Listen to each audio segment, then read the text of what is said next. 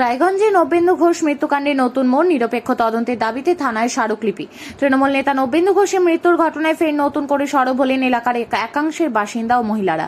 রাজ্যে নতুন সরকার গঠনের পর এবার নিরপেক্ষ তদন্ত ও প্রকৃত দোষীদের চিহ্নিত করার দাবিতে প্রশাসনের কাছে লিখিত আবেদন জমা দিলেন তারা। পাশাপাশি আবেদনপত্রের প্রতিলিপি পাঠানো হয়েছে রায়গঞ্জ পুলিশ জেলার পুলিশ সুপারের কাছেও। অভিযোগকারীদের দাবি, নবেন্দু ঘোষ খুনের ঘটনায় নির্দোষ দুই যুবক শুভম পাল এবং ছোট্টু সাহাকে মিথ্যে মামলায় ফাঁসানো হয়েছে। তাদের বক্তব্য, 2025 সালের 31শে ডিসেম্বর বর্ষবরণের রাতে মোহনবাটি বাজার সংলগ্ন এলাকায় স্থানীয় যুবকদের উদ্যোগে একটি পিকনিকের আয়োজন করা হয়েছিল। সেই অনুষ্ঠানে উপস্থিত ছিলেন নবেন্দু ঘোষ। রাতেই তিনি গুলিবিদ্ধ হন এবং পরে তার মৃত্যু হয়। ঘটনার তদন্তে নেমে পুলিশ শুভম পাল ও ছোট্টু সাহাকে গ্রেপ্তার করে। বর্তমানে তারা বিচারাধীন বন্দী হিসেবে রায়গঞ্জ সংশোধনাগারে রয়েছেন। তবে এলাকার একাংশের দাবি, ঘটনার পর আহত নবেন্দুকে উদ্ধার করে হাসপাতালে নিয়ে গিয়েছিল ওই দুই যুবকই। তাদের বক্তব্য, সাধারণ পরিবারের এই দুই যুবকের কাছে আগ্নেয়াস্ত্র থাকার প্রশ্নই ওঠে না এবং নবেন্দুকে খুন করার কোনো উদ্দেশ্যই তাদের ছিল না। স্থানীয় বাসিন্দা কিয়া চক্রবর্তী বলেন, যারা আহত মানুষকে হাসপাতালে নিয়ে গেল তারাই আজ খুনের আসামি। আমরা চাই পুলিশ পুরো বিষয়টি নতুন করে নিরপেক্ষভাবে তদন্ত করুক। এলাকার বাসিন্দা চন্দনা মণ্ডল বলেন, অনেকদিন ধরে দুই যুবক জেলে রয়েছে, কিন্তু এখনো পর্যন্ত প্রকৃত সত্য সামনে আসেনি। আমরা চাই প্রকৃত দোষীদের খুঁজে বের করা হোক এবং নির্দোষদের মুক্তি দেওয়া হোক। অন্যদিকে শান্তনা পাল জানান, আমরা মৃতের পরিবারের প্রতি সহানুভূতিশীল, কিন্তু কোনো নির্দোষ মানুষ যেন অন্যায়ভাবে শাস্তি না পায় সেই দাবিতেই আমরা থানায় আবেদন জমা দিয়েছি। ঘটনাকে কেন্দ্র করে এলাকায় নতুন করে চাঞ্চল্য ছড়িয়েছে, যদিও পুরো বিষয় নিয়ে এখনো পর্যন্ত পুলিশের তরফে আনুষ্ঠানিকভাবে কোনো প্রতিক্রিয়া মেলেনি। আমার নাম প্রিয়া চক্রবর্তী, আমার বাড়ি রবীন্দ্রপল্লী, রায়গঞ্জ। আমি এসপি অফিসে কেন এলেন? এসপি অফিসে আসার কারণ, এখানে একটা মাস পিটিশন জমা দিতে এসেছিলাম। মাস পিটিশনটা দেওয়ার কারণ যে আমাদের গত 31শে ডিসেম্বর রাতে একটি অস্বাভাবিক ঘটনা ঘটে। আমাদের পাড়ারই এক দাদা মৃত্যু ঘটে, তার নাম নবেন্দু ঘোষ। তার ফলে তার মৃত্যুর কারণে দুটো ছেলে, নিরীহ নির্দোষ শুভম পাল আর পিন্টু শাহ, ওরা 5 মাস ধরে জেলবন্দি হয়ে বসে আছে। তারা কি করতেন? তারা মোবাইলের দোকানে কাজ করতেন, মোবাইলের কোম্পানির সাথেই যুক্ত ছিলেন। তো আপনারা কি চাইছেন? আমরা ওদের সুবিচার চাইছি, ওদের সঠিক তদন্ত করে সঠিকভাবে সঠিক বিচার করে ওদেরকে বের করা হোক, ওরা বাড়ি ফিরে আসুক। আমরা নতুন সরকার গঠন হয়েছে, নতুন সরকার স্বচ্ছতাভাবে কাজ করছে। আমরা চাইছি যাতে পুলিশ প্রশাসকের এসপির কাছে, আমাদের এসপি মহাশয়ের কাছে আসার কারণই হচ্ছে ওদের সুবিচার হোক, সঠিক তদন্ত করে ওরা বাড়ি ফিরে আসুক। আমরা এটাই চাই, এটুকুই আমাদের অনুরোধ, যাতে ওরা বাড়ি ফিরে আসে। বিষয়টিতে বর্তমানে তো আইনের ব্যবস্থা রয়েছে, বিষয় কোনোভাবেই ঠিকমতো দেখা হচ্ছে না, সঠিক তদন্ত ওদের হচ্ছিল না, ওদের কোনো সঠিক বিচার কিচ্ছু হচ্ছে না। ওদেরকে শুধু ওদেরকে জেলবন্দি হয়ে বসে থাকতে হয়েছে। অবশ্যই ওদেরকে ফাঁসানো হয়েছে। ওরা এত ভালো ছেলে, আমরা পাড়ায় সবাই একসাথে মিলেমিশে থাকতাম। যিনি মারা গেছেন তিনিও আমাদের খুব কাছের লোক ছিল, খুবই কাছের, আমাদের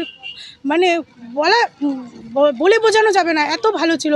কিভাবে এই ঘটনা হলো তার সঠিক তদন্ত হয়েছে, ওরা সুবিচার পাক, ওরা নির্দোষ ছেলে।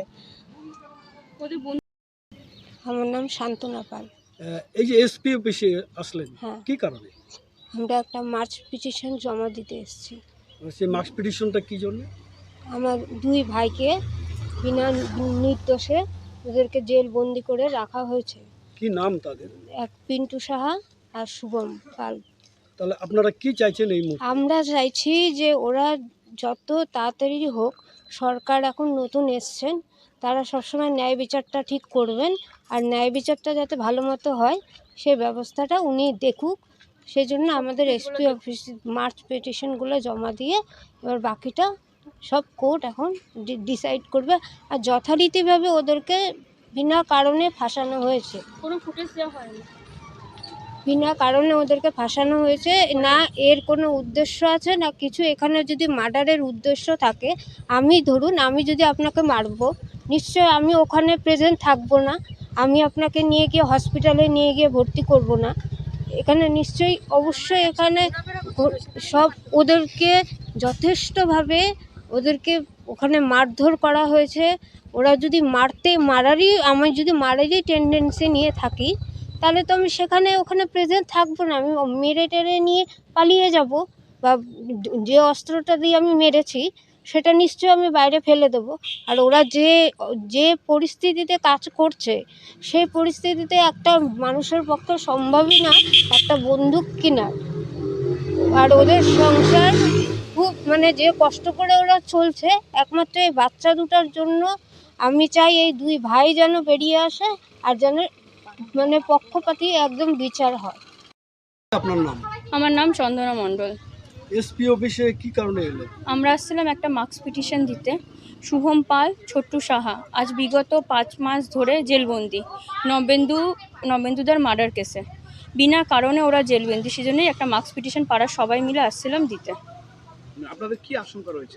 আমাদের আশঙ্কা রয়েছে আমাদের ভাই দুটাকে ফাঁসানো হচ্ছে। 31 তারিখ রাতে নবেন্দুদা মারা যায়, ওরা ওখান থেকে নবেন্দুদাকে নিয়ে হসপিটালে যায়। হসপিটালে ওদেরকে অনেক মারধর করা হয়, পুলিশ ওখান থেকে ওদেরকে নিয়ে যায় থানা থেকে সবাই বেরিয়ে আসে, কিন্তু ওদের দুজনকে আটকে রাখে। 17 সেকেন্ডে সিসি ফুটেজ আছে। হসপিটালেও খুব মারধর হয়েছে।